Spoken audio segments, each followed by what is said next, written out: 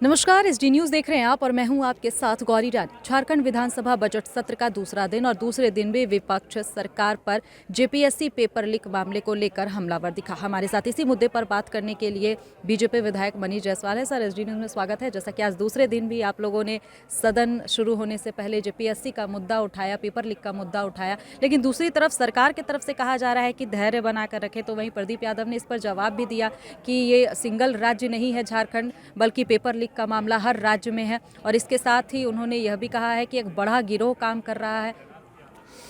क्या उनके आप इस जवाब को देखिए ये एक बड़ा ही इस राज्य की युवाओं के साथ ये अन्याय वाला जवाब है उनका। अगर सत्ता उनकी थी तो उनको ये इंश्योर करना चाहिए था कि इस प्रकार की कोई घटना नहीं होती। और ये इकलौती घटना नहीं है। इससे पहले आप जेपीएससी का हालचाल देख लीजिए क्या हुआ।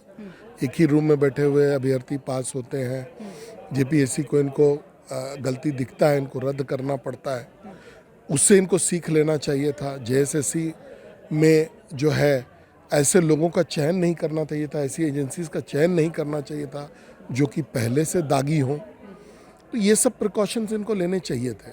अभी आप कहीं और का उदाहरण दीजिए, ये झारखंड विधानसभा है और हम लोग झारखंड विधानसभा के सदस्य हैं। हमारी प्राइम रिस्पॉन्सिबिलिटी झारखंड के लोगों को, झारखंड के बच्चों को, झारखंड के युवाओं को देखने की है। और हम लोगों ने उनके बारे में मांग रखा कि चूंकि इस सरकार पर भरोसा युवा को नहीं है, युवा आज सड़क पर उतरे हुए हैं, गवर्नर के यहाँ प्रोटेस्ट कर रहे हैं, एसआईटी इन्होंने बनाया हुआ है, लेकिन युवाओं का विश्वास नहीं है। इसलिए हम लोग चाहते हैं कि इस मामले को सीबीआई को दिया जाए।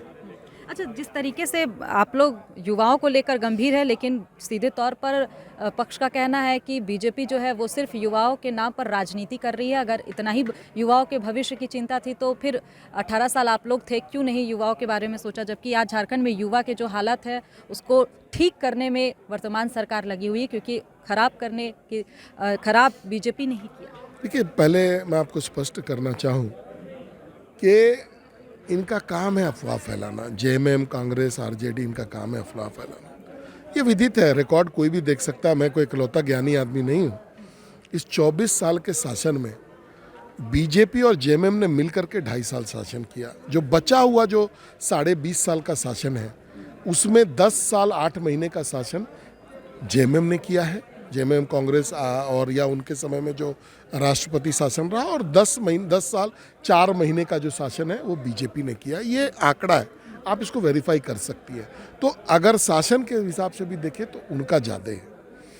अब बात रहा युवाओं का, तो इस राज्य में सबसे बड़ा मुद्दा अगर कोई है तो वो बेरोजगारी का है। आज युवा ठगे कैसे जा रहे हैं?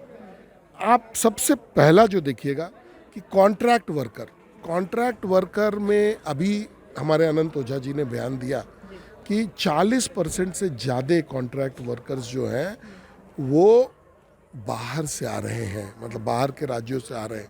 ये सरकार जो भी बात करे, लेकिन ये लोग बाहर से आ रहे हैं। कॉन्ट्रैक्ट वर्कर्स ठगे भी जा रहे हैं।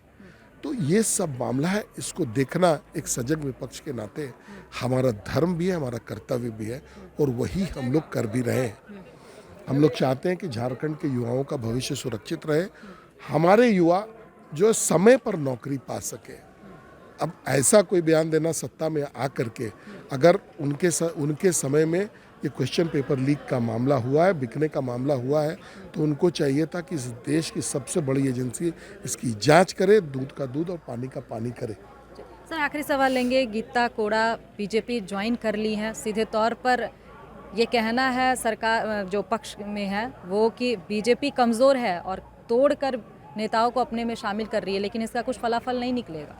देखिए, गीता कोड़ा जी ने आज जो कहा, सबसे पहले उन्होंने कहा कि वो कांग्रेस छोड़ के आना चाहती हैं। कांग्रेस के परिवारवाद से दुखी थी, कांग्रेस के नेतृत्व से दुखी थी, तो वो छोड़ करके हमारे दल में सम्मिलित हो रही हैं। तोड़ करके हम लोग नहीं लेके आ रहे हैं। ये आरोप अगर है तो ये गलत आरोप है। कोई व्यक्ति स्वयं अगर कहीं किसी दल को छोड़ना चाहे और हमारे दल में आना चाहे तो उनका स्वागत है, हम लोगों ने उनको लिया। लेकिन हम लोग तोड़ करके लाए हों, ऐसा कोई आरोप लगाना ये बेबुनियाद है। हाँ, ये जरूर है कि उनके आने से भारतीय जनता पार्टी कोल्हान में मजबूत होगी। बहुत शुक्रिया हमारे साथ जुड़ने के लिए। हमारे साथ इस वक्त बीजेपी विधायक मनीष जायसवाल थे, जिन्होंने तमाम मुद्दे पर अपनी बात कही। मैं गौरी रानी, एसडी न्यूज़ के लिए रांची से।